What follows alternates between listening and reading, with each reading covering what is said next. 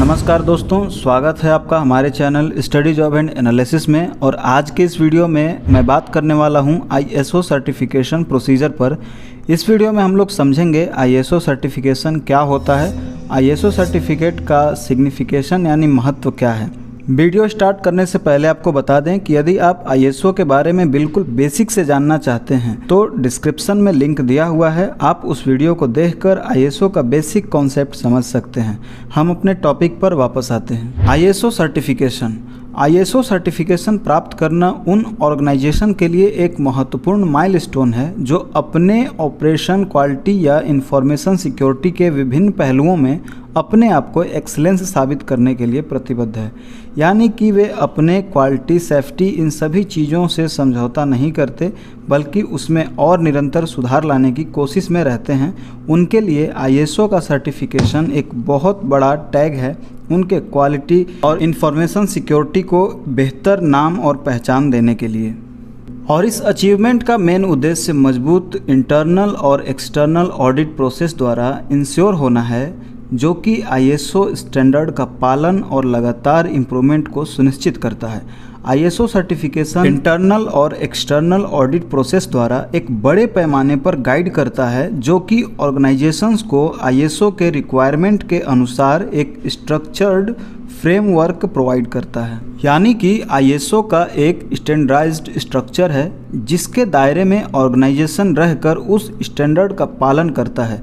ये तो था ISO सर्टिफिकेशन का इंट्रोडक्शन। अब हम समझते हैं ISO सर्टिफिकेशन प्रोसेस।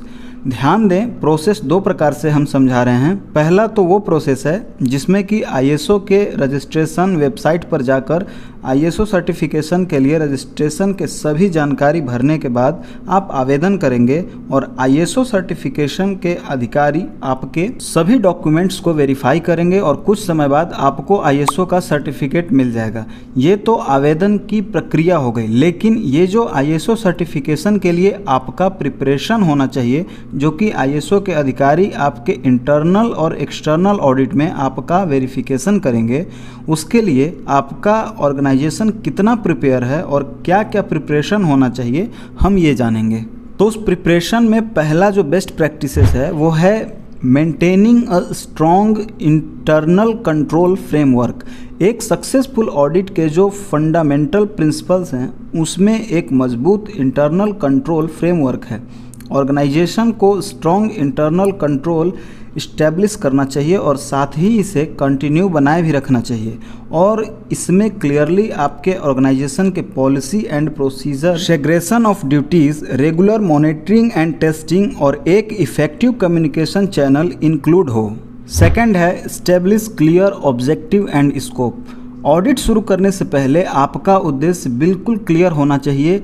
इससे क्या होगा कि ऑडिटर को पर्टिनेंट एरियाज पर फोकस करने में हेल्पफुल रहेगा और साथ ही ये भी सुनिश्चित करें कि सभी क्रिटिकल रिस्क एरियाज को आपने सेफली पर्याप्त रूप से कवर किया है। उसी तरह से और भी कई ISO सर्टिफिकेशन के लिए प्रिपरेशन पॉइंट्स हैं, जैसे utilizing technology and data analysis, conducting regular risk assessments. ये सभी ISO सर्टिफिकेशन प्राप्त करने के लिए आपके पहले प्रिपरेशंस है। यानी जो भी ऑर्गेनाइजेशन अप्लाई करता है सर्टिफिकेशन के लिए, तो सर्टिफिकेशन टाइम जो ऑडिट होता है उस ऑडिट में आप अपने ऑर्गेनाइजेशन को कैसे प्रेजेंट करते हो उसके लिए ये ज़रूरी है। तो उम्मीद है दोस्तों ISO सर्टिफिकेशन के लिए ये वीडियो आपको यूज़फुल लगा होगा। ऐसे ही और वीडियोस की अपडेट के लिए आप हमारे चैनल को सब्सक्राइब ज़रूर करें। और जैसा कि पहले बताया कि ISO का बेसिक कॉन्सेप्ट समझने के लिए अगर वीडियो आपने नहीं देखा तो डिस्क्रिप्शन में लिंक है, आप वहाँ जाके देख सकते हैं। मिलते हैं ऐसे यूज़फुल वीडियो के साथ अगले वीडियो में। Thank you.